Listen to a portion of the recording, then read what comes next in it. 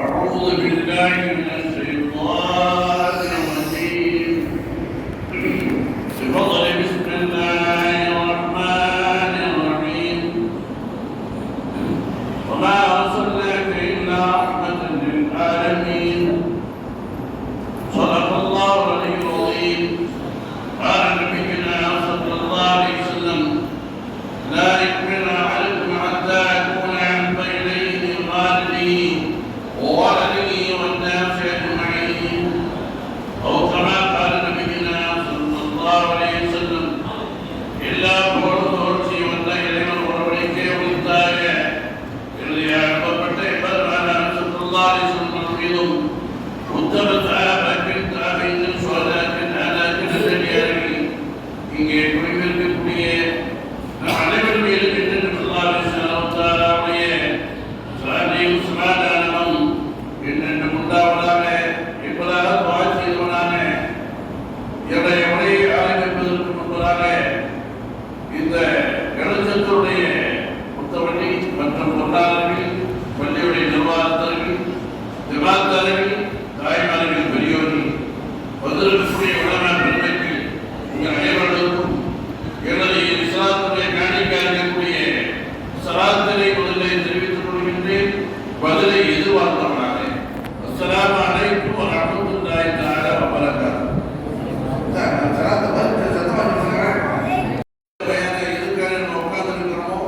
அந்த நோக்கத்தை நம்ம பூர்த்தி செய்ய வேண்டுமாக மடக்குமான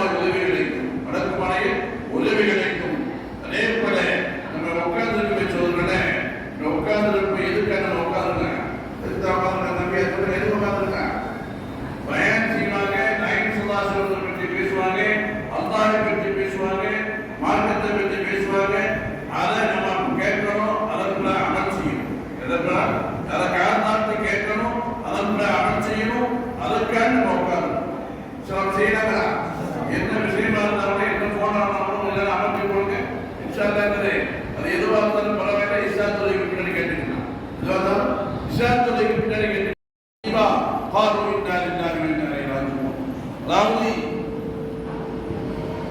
அவர்களுக்கு ஏதாவது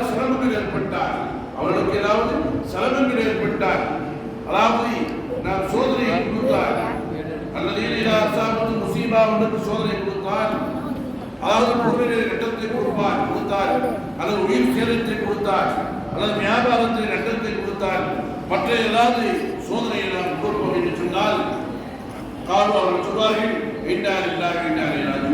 நிச்சயமாக நாம் உலகத்தில் இருப்பது அல்லாஹ்க்காக தான் இருந்து கொண்டிருக்கின்றோம். நாம் ஒரு நாள் அல்லாஹ் நாடினால் அல்லாஹ் எப்பொழுது அழைக்கின்றாரோ அப்பொழுது அல்லாஹ் இடத்தில் சென்றவர்களாக இருக்கும் சொல்றார். நம்ம என்ன எதுக்கு சொல்லிட்டு இருக்கோம்? மௌத்தா போனவர்களை மட்டும்தான் என்ன சொல்லிட்டு இருக்கோம்? அப்படி இல்லை. எந்த விதமான துக்கமான செய்தியை கேட்டாலும் ஒண்ணுமில்ல அவர் கேட்ட போயிருக்கு என்ன சொல்லலாம் ஒரு பொருள் காணா போயிடுச்சு என்ன சொல்லுங்க இப்படி நம்முடைய பழக்கத்தை ஏற்படுத்திக் கொள்ள வேண்டும். அதே போல எந்த ஒரு நற்காரியத்தை செய்யக்கூடிய நேரத்திலையும் அல்லாஹ் இடத்தில் துஆ செய்ய வேண்டும்.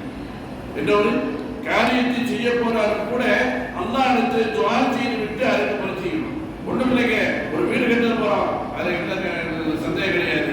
இஜிட்டு சொல்றோம், அதுக்கு ஜாமா வாங்குறோம், அதுக்கு எல்லா வேலையும் பார்க்கிறோம்.